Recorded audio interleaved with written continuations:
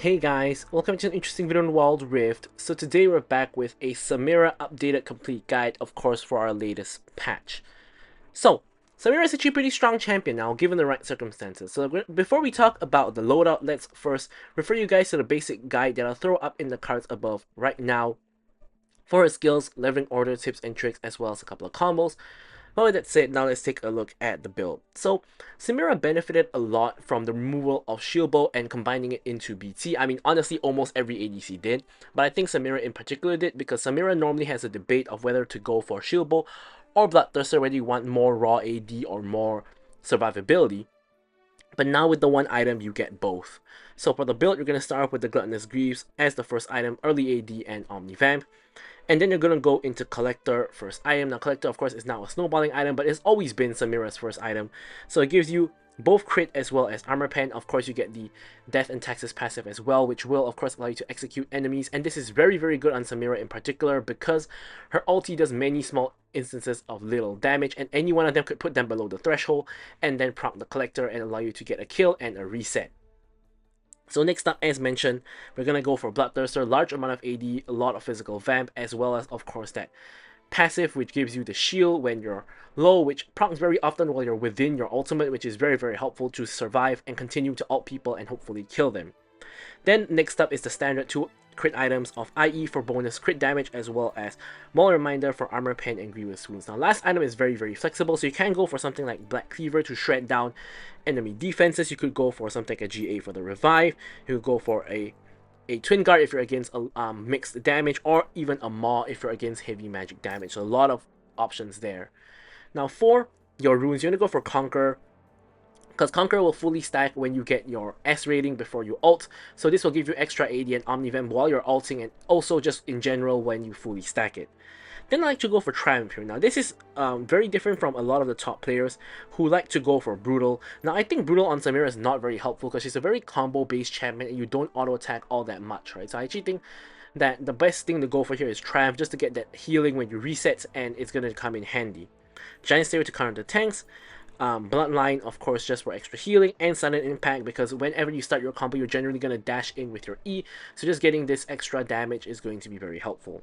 And finally, for the spells, you're going to go for Flash and Cleanse. Now, most games you play Samira in, there shouldn't be a lot of CC, but normally there's still some, so Cleanse will help you out with that. Now, if you play a Dream Samira game where there's no CC at all, normally you're going to take Barrier, but Exhaust is also an option.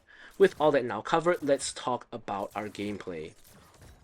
Alright, so now let's move on to taking a look at the gameplay. Now, of course, as usual, don't forget to like, comment, and subscribe. Any questions, queries, or remarks, feel free to leave them in the comments below. Of course, I will be sure to address them or drop a like. So I think this is a very beautiful game to talk about Samira, because I think that this game shows both of her pros and cons, why she can be very strong, but why she may not be very strong as well. So firstly, when do you want to play Samira? Well, I think Samira is actually a very strong champion. I will put her in the S tier, because the new Collector and the new BT are just such good items for her. Basically, her two favorite items got buffed. However, the main reason why she isn't strong, or not S plus tier, is because she cannot be picked into any team comp, right? She gets hard countered by CC. Most of your damage comes from your ultimate, and it gets disrupted by any hard CC, right? So any stuns, knockups, displacements, anything like that, right? So if there's like one or two of those enemy champions on the enemy team, your life is going to be quite difficult, right? So in this case, I picked Samira before the enemy Thresh was picked. So I was like, you know what, Gnar, Aurora, Rengar, all these are fine, and then the MF Thresh comes through. MF is fine, to be honest, because she doesn't have CC, but Thresh is a little bit of a problem. He has the hook, he has the flay, and the main problem is the flay, right? So you don't really want to play Samira into any champion that's very easy to interrupt your ultimate, and Thresh's Flay is one of them. Some other examples are like Tristana Ult, Vayne Condemn, Pantheon Stun, things like that. You don't want to play Samira into these point-and-click champions, right? And you do want to play Samira with engaged supports like Leona, Nautilus, Alistar, the like, right? Because she benefits a lot from engage supports, because when they go in, you get the passive to follow up on their engage, and then you can start a fight and then go in, right? So here in the early game, you can see the main weakness of Samira in lane is she has very little range. Aside from Neela, she has the shortest range, which is the same range as Lucian, right? So she has very, very short range. She has trouble farming against basically anybody, because every other ADC outranges her. and she gets poked out very easily, even by champions who are not traditionally very good at poking, right? Just because she gets outranged, right? So very, very difficult to farm in lane, and she is an all-in champion, right? Basically what that means is she can't poke, she can't really sustain. The only thing she can really do is to go in and unload all of her damage, right? So as a result, whenever you play against a lane that likes to poke, you're going to be in a bit of trouble, right? So example, one of the worst lane matchups could be something like an Ezreal Karma, for example, or like a Caitlyn Ashe, for example. Here, MF Thresh is not the worst lane in the world to play against, but MF is pretty good at poking just by bouncing her Q off of minions, and just in general, just using her range to poke me out. So you saw that just now, we pretty much got chunked out by quite a fair amount. We couldn't really go in, and really the only way that myself and Leona can win this lane is we go in while we're like full HP, and then we try to find a fight where we are able to hopefully kill them in the all-in and then snowball off of that. Right? Aside from that, if we just play the laning phase to farm, we are not going to win it because we're just going to get poked, and in the worst case scenario, jungle gangs or like we get dived or whatnot, and then we'll be in trouble. So here, I'm trying to get level 5 because I'm very close to level 5, MF is level 5, and I'm trying to get level 5 for the fight, and I actually do get level 5, but the fight kind of disengages. And you can see the problem here, which is that Leona now got chunked, and all-in is pretty difficult. Although I'm full health, she isn't, and she's already below half HP. Now Evelyn here is hovering for the play, trying to force it, gets the charm onto the MF. Unfortunately, Rengar comes in for the counter gank. I'm stacking up. I go in. I get to the S rank. I flash in to get the kill onto Thresh. I'm trying to now kill the MF. Unfortunately, MF pops the barrier and I end up dying. So it's a little bit of a 1-for-1 trade so far. Actually, Leona dies as well. So it's actually a negative trade for my team. That was a little bit forced because obviously Evelyn came in for the gank. Rengar had the counter gank, and we were just trying to make a play happen. I thought that if I could kill the Thresh by flashing in and then kill the MF off of the reset, I think it would be worth it, which I think I would have been able to do if not for the barrier that MF had. But of course, I should have taken note of that barrier when I was in the loading screen and knew that she would still have it up. So that was definitely on me to not have known that, and what I could have done instead is to dash out onto the Rengar instead of dashing onto the MF, and then I would have gotten Thresh and hopefully have escaped, although we don't know that for a fact. So here, Thresh just randomly face checks into the Leona, basically allows me to full stack my ultimate, and basically just lost them the lane, right? Like just now, me and MF were kind of even in terms of gold and everything, and then Thresh just walks in, gets CC'd by Leona, allows me to full stack my ultimate, and then MF, who's just basically had just walked to lane, is the poor victim of my ult and just dies basically because of Thresh, right? She didn't really even do anything wrong, she just died because of Thresh.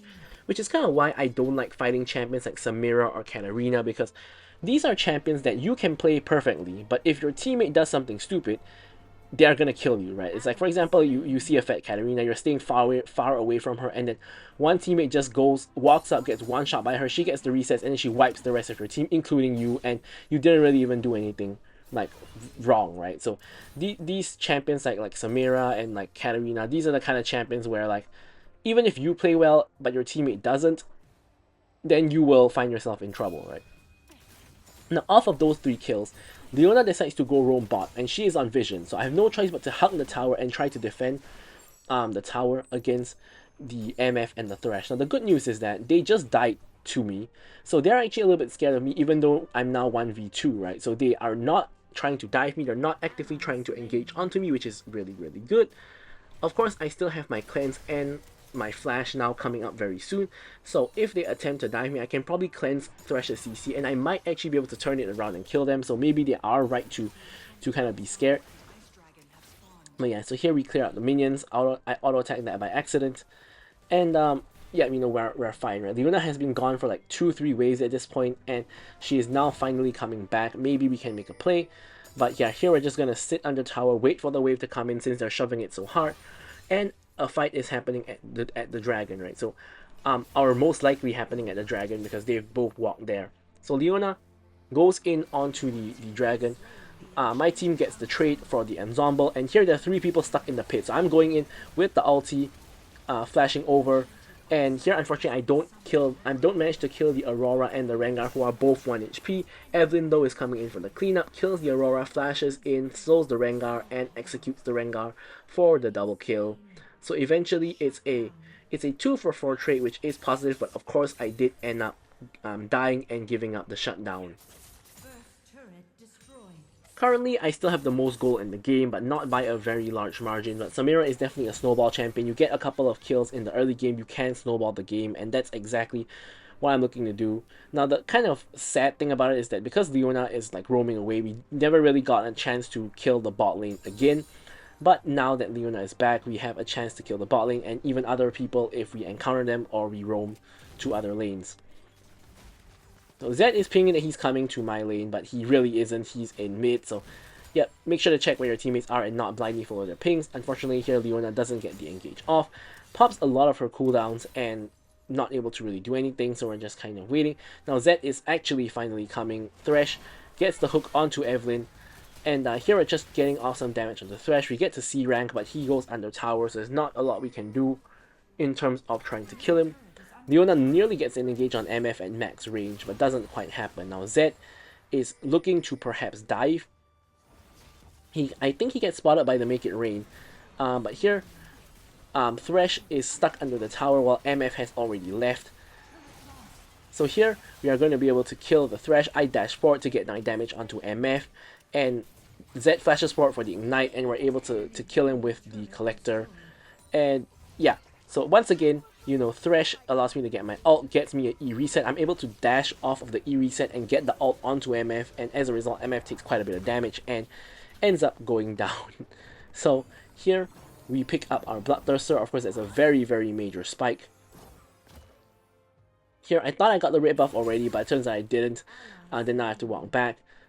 And then there's a fight breaking out in the mid lane, and I'm trying to make my way there. I'm on the 2-item spike, so I really do want to look for a fight here, because this should be a fight that I can win. I finally reach over, just as Gnar gets his Mega, and I get rooted by Rengar, which is not very good at all. And I pop my W for no real reason, blocking absolutely nothing.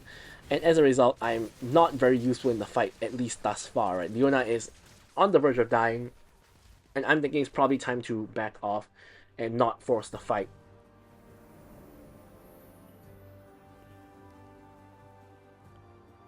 So here my team is now resetting, but I've just come off the reset, so I don't actually need to reset. I'm instead just going to farm the minions.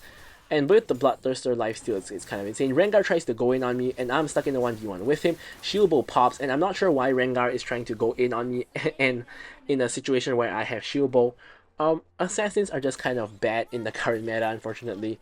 Like we have Zed and Evelyn on our team, enemy team has like Rengar. Because honestly, ADCs with Bloodthirster are really broken. Look at this, right? Aurora tries to go in on me, and here, that was a 1v1. Like, Leona was standing next to us, but if you replay that fight, Leona did not get an assist. So, we actually just 1v1 the Aurora there without shield bow up and at like that kind of low HP. Right? If you guys can believe that. I didn't even believe that when I did it myself in the game. I thought I was dead, and I was trying to get off as much damage as possible so that Leona maybe can get the kill on Aurora after I die.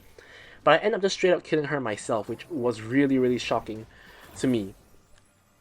Alright, so like champions like Rengar, like Zed and Evelyn are just not very good in the current meta because of the shield bow passive inside of the Bloodthirster item, right? It's just so strong. ADCs can't really be assassinated, and then so basically means you have to go and try to assassinate the mages, and mages are also really strong right now with new Liandries and all of the mage items as well.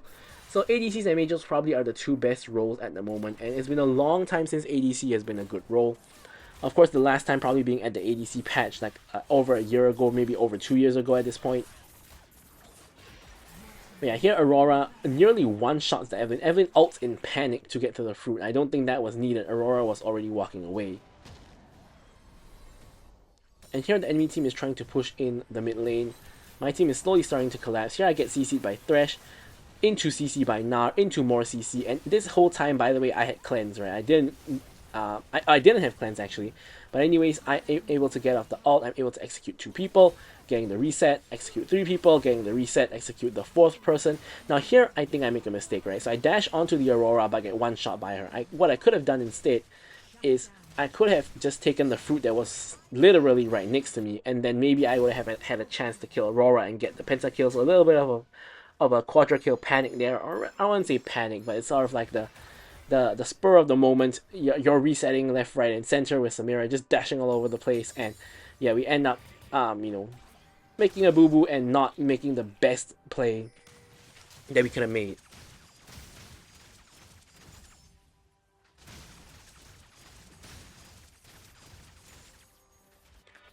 So now that we've respawned, we're gonna deploy back onto the map and see where we can go.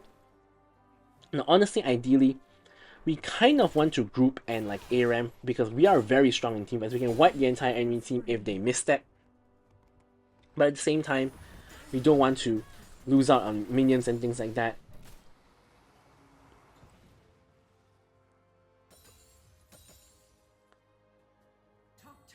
Here Zed is split pushing and he's going quite far overextended. Rengar is going onto the Urgot, as is Gnar. So we're gonna rotate over and see if we can help him out, right?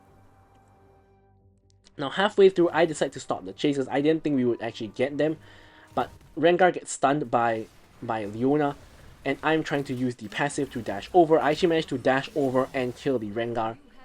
I'm not sure why the Rengar was so easily killed there. I think he could have tried to escape or whatnot, but he just, yeah, he dies. He picks up a Bloodthirster of his own building, crit Rengar. And I have IE completed at this point, so I'm really fed. I'm actually not even that fed, right? Because I'm actually only 1k gold ahead of Aurora and only like 2k gold ahead of Rengar. And a lot of people on my team are not even at 10k gold. So as a team wise, we're only ahead by like 1k plus gold, right? But individually, I'm very far ahead. So I want to leverage my lead to help my team win the game. So that means I don't want to be dying like randomly or on a side lane or...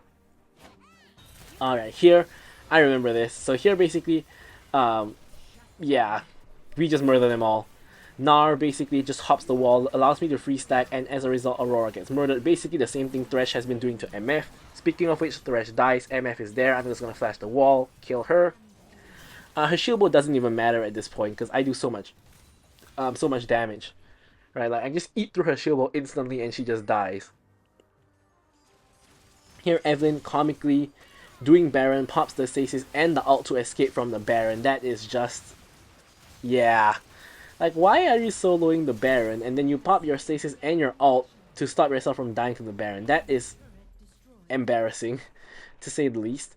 And now we complete all our crit items with the Mole Reminder. We also get a stasis because I think honestly the main way that we die here is Aurora assassinating us. Like, Aurora is really the only person that I'm scared of. Like, we've already seen that.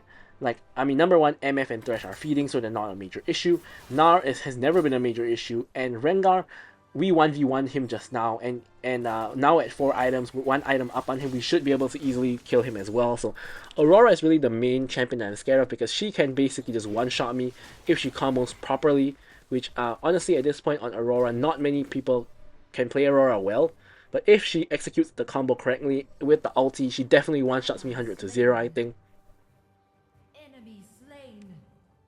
So we definitely don't want that kind of situation. Speaking of which, Aurora decides to go in on someone who's not me, which basically is the green light for me to go in on her and then kill her. I have the ultimate at this point, but it gets cancelled by Thresh. But it doesn't actually matter at this point because I don't actually need it to kill them. So here I'm going for the Thresh. I get the ultimate, I pop the stasis. Urgot is tanking the tower, and I need him to tank the tower until I escape, which he does. Willingly or unwillingly, I don't know if he actually tanked it on purpose, but either way I'm able to actually escape. My team's going to pick up the objective, and in the meantime I realized that I can push down a tier 2 tower with the Baron minions. Enemy turret destroyed. Enemy turret destroyed.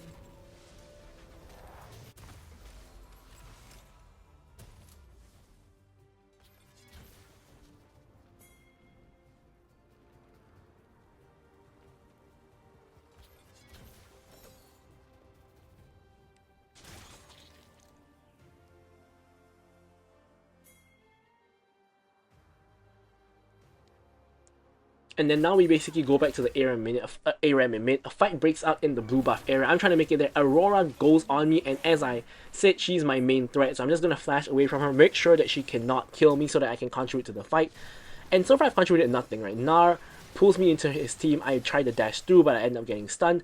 And so far, once again, I've not yet contributed very much in the fight, but my team is basically winning the fight without me at this point, which is great, because it means that how far ahead I've gone and how much I've killed the enemy team has allowed my team to get back into the game and actually basically play the fights without needing me to carry the fights, which is, of course, a good thing, right? Because in a situation where you're dead, your team needs to be able to hopefully win the fights without you, and sometimes they cannot do that, of course, because you're the main damage, but sometimes they can. And here, thankfully, they are able to do so, and we are basically just gonna the dash on MF, kill her. Next is Nar. Nar goes down. Basically, at this point, we have a minion wave here, and we can go ahead and end the game. Rengar cannot really defend, dies to Evelyn, and we're just gonna end the game right here. So, as usual, I'm gonna leave you guys with the stats. Thank you guys so much for watching the video, and goodbye.